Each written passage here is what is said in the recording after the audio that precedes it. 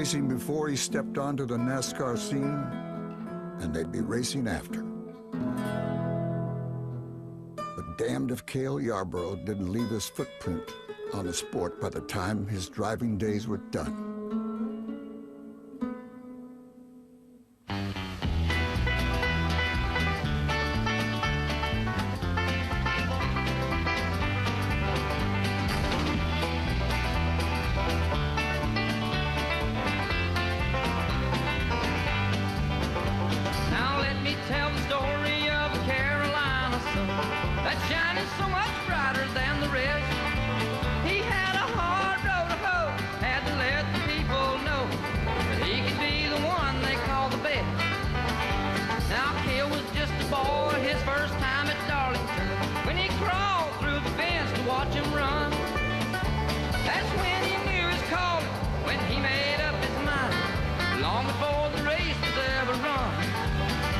Oh, Cale Yarborough, that thunder road is calling, and you're the one they all want to see.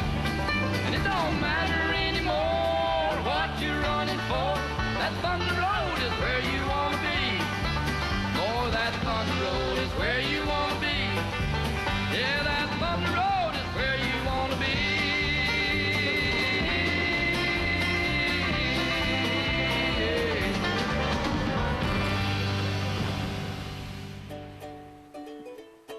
William Caleb Cale Yarborough was born in the flatlands of South Carolina to Julia and Annie Mae Yarborough on March 27, 1939.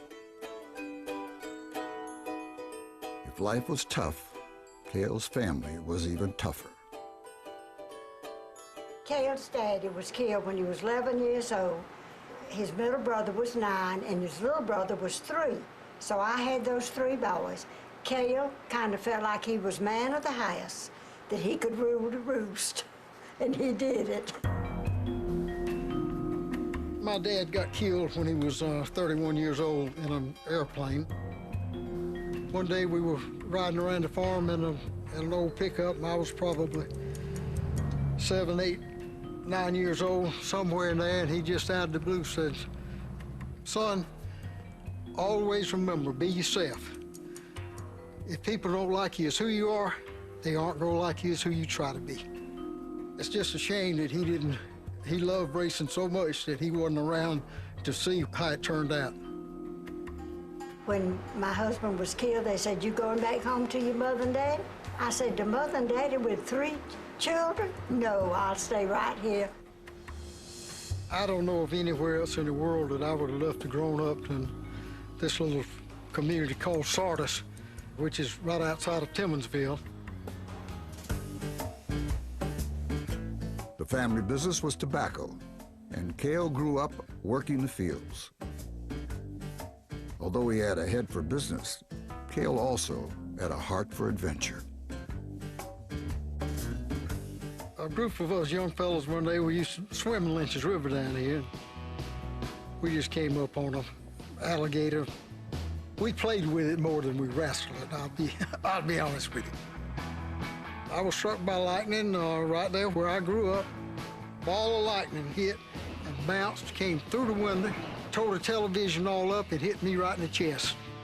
When I woke up, of course, Mama was there, and my brothers were there, the preacher was there, but thank goodness the good Lord was looking out for me. I didn't have any after effects.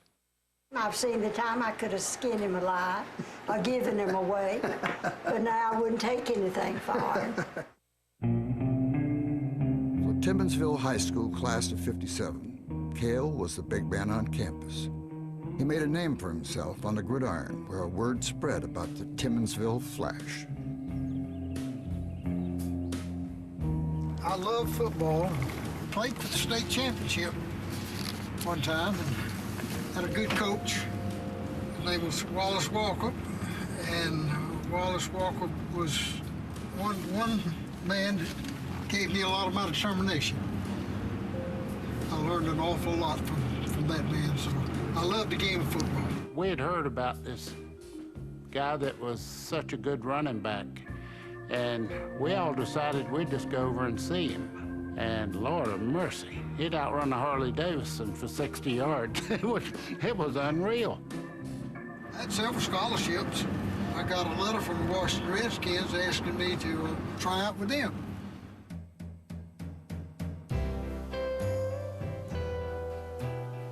Like any young man, Cale's interests weren't restricted just to sports.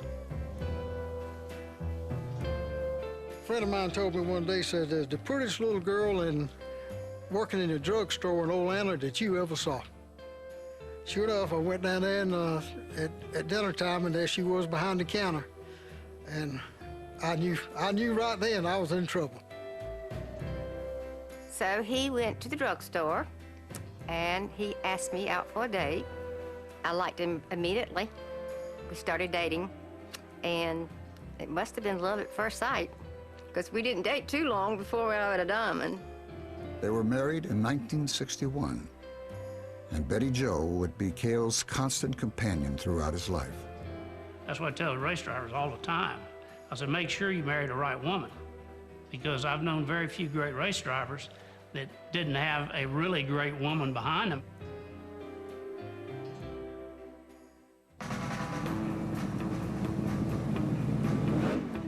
In the late 1950s, cars were a way of life for any red-blooded American boy.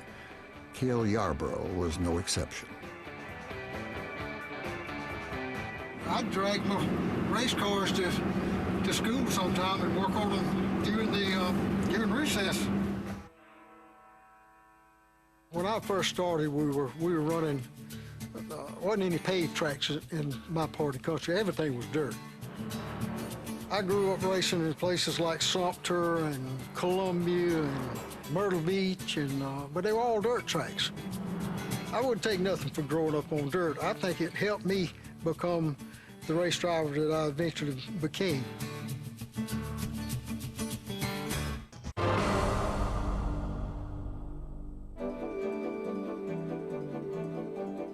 Cale was 11 years old when Darlington Raceway opened in 1950. He grew up just 20 minutes away, and the South Carolina track always remained close to his heart. First time I went, some friends of mine at school said they were going to the racetrack. I said, well, man, I sure would love to go too. But I didn't have any money. So when we got there, they bought the tickets. I just started walking along the edge of the fence. And I happened to look down and see a place that was the fence wasn't quite all the way to the ground. I said, you know, if I catch everybody looking the other way, I believe I might can get under that fence. Sure enough, that's what happened. And I sneaked in under the fence. And that was my first encounter with the fence.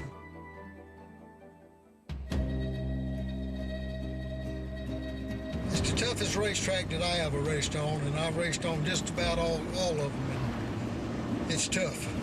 But man, this was the toughest, hottest race that we ran all year. When you're born and raised on the farm and you have to work into crops, gathering the crops in the summertime, it prepares you for something like a hot race car. Oh man, it was good. I believe I can still do it.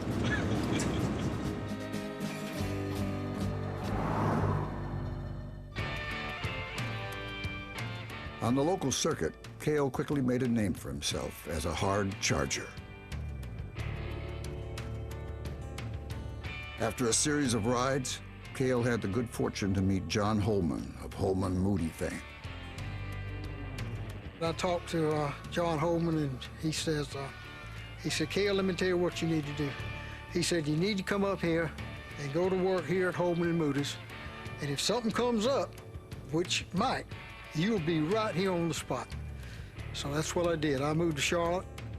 John gave me a job sweeping the floors, and that's what I did for a long time. He was so impressed with Cale that he gave him an opportunity to move to Charlotte. We did not even have a car when we moved to Charlotte. Mr.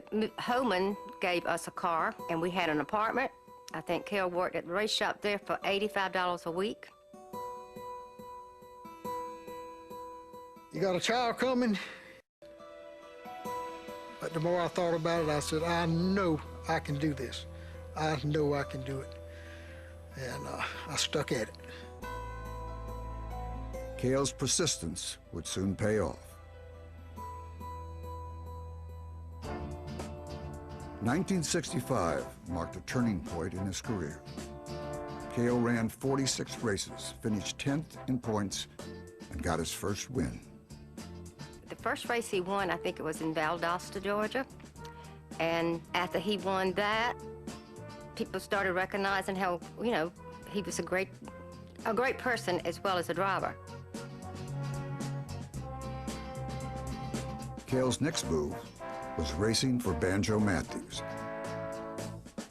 I think the move to Banjo Matthews was a real milestone move for him, though, because Banjo was so well thought of. Banjo helped me a lot. He gave me the first real good ride that I had, and it went from there. You have a lot of confidence? A real lot. Banjo Matthews, my chief mechanic, has really put a lot of work into the car. It's working beautiful, and everything's going to be just fine, I hope. How are you going to run the race? Same way I did at Daytona, all out.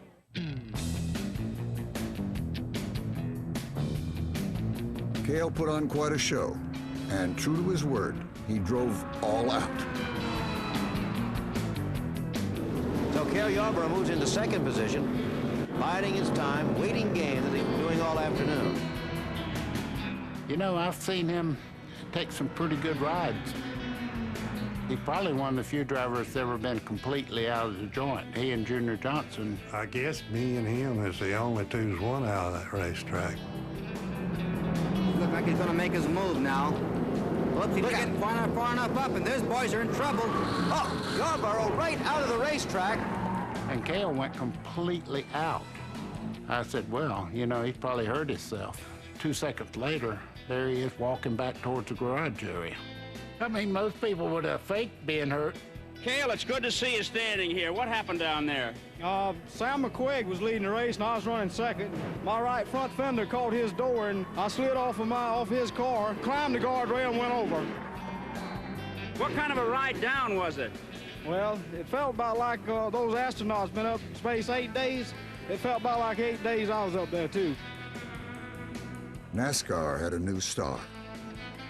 His name was Cale Yarborough.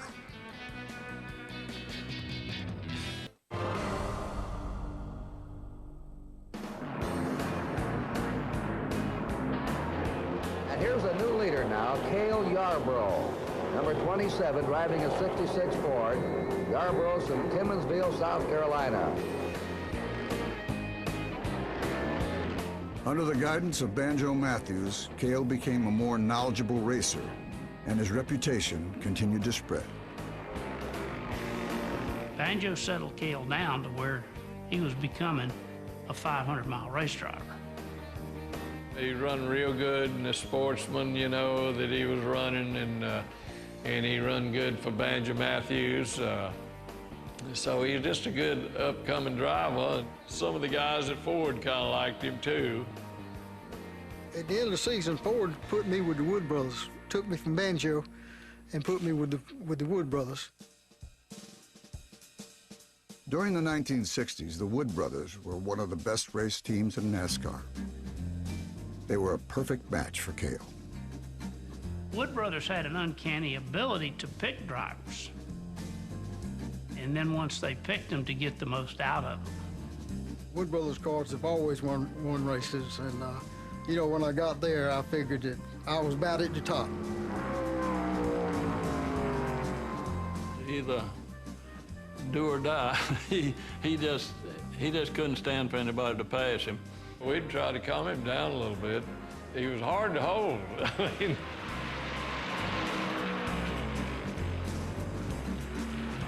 Despite early setbacks, Cale won 2 super speedway races in 1967. First Atlanta, and then Daytona. This is a place where we do more drafting. We run so fast down here. We run at speeds close to 200 miles an hour down the straightaways, and You can take a car that won't run quite as fast as another car and run right with him or maybe even pass him.